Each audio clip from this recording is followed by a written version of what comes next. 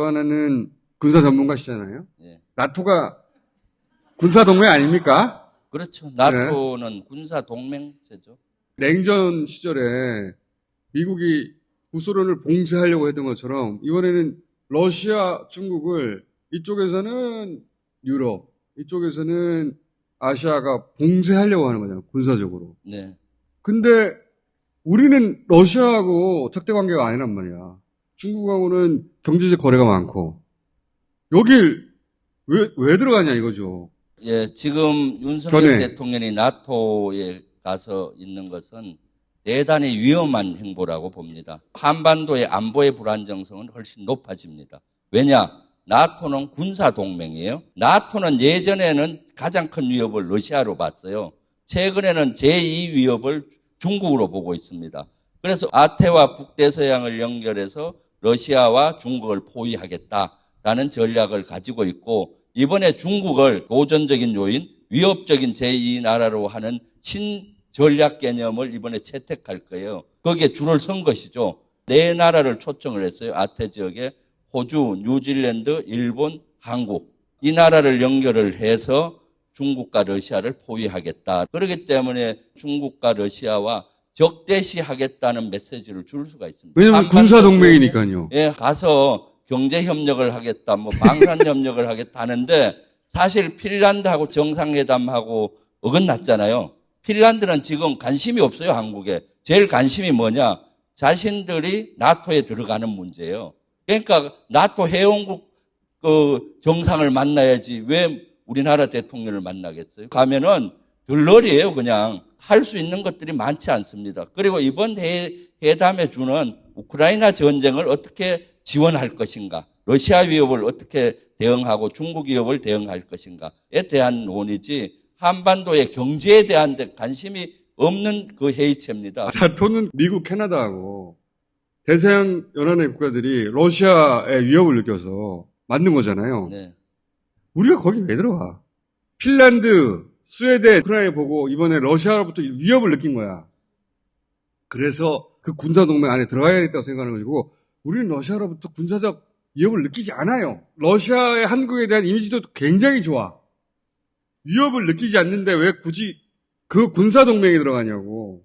여기가 무슨 경제협의체가 아니잖아요. 네, 그렇죠. 미사일 어떻게 배치할 것인가 이런 데 논의하는 데 아니에요. 네. 지금 세계 안보 질서가 재편되는 단계입니다. 여기에 잘못 우리가 편성하다 보면은 한반도 지역은 불안정이 훨씬 높아지는 거죠.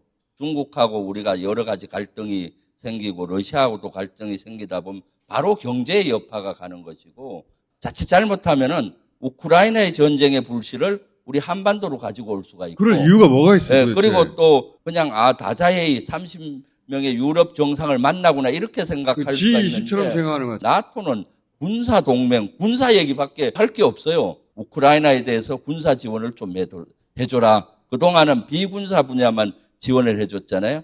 우크라이나 군사 지원을 하는 순간에 러시아와 적대 관계가 되는 것이고 중국 포위 전략에 너희들이 그러니까 보조를 맞추어서 해라. 저는 걱정이 많아요, 사실은. 의원님 마무리가 금마무리 아닙니까?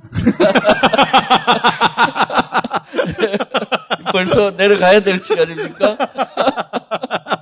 쭉 이어지다가 마무리가 너무 금마무리가 돼가지고. 금마무리? 네. 그래서 좀 눈치 보여. 나올 때마다 저보고 말이 많다고 우리 총수님 얘기해서 말을 한참 하다가 눈치가 보여서 그런 거예요. 의원님은 지난 총선에 후보 시절부터 말이 진짜 많았어요.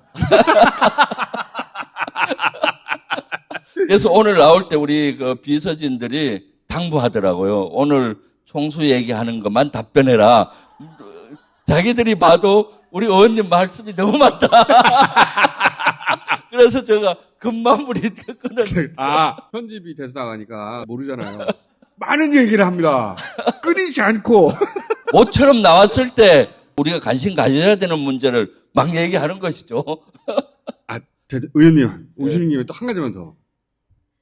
최근에 다누림 건설이라든가 네. 이상한 데가 수익 계약했어.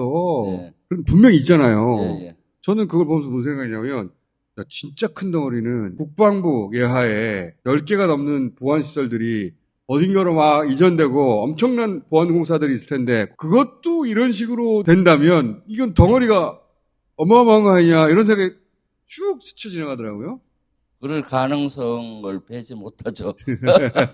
사실 대통령 집무실 이전을 할 때 제가 문제 제기했던 게 예산이 496억이면 된다 해서 아니다. 1조 이상 들고 눈덩이처럼 많아질 것이다 했는데 지금 눈덩이처럼 굴러가고 있어요. 국방부 167억 더 든다고 하고 합참 이전을 또 하게 되면은 최소한 한 3천억 더 든다 하고 바로 옆에 미군 기지가 있잖아요. 대통령 집무실 담장을 연해서 같이 붙어 있으니까 옮기면 또 3천억 이상 또 들어가요.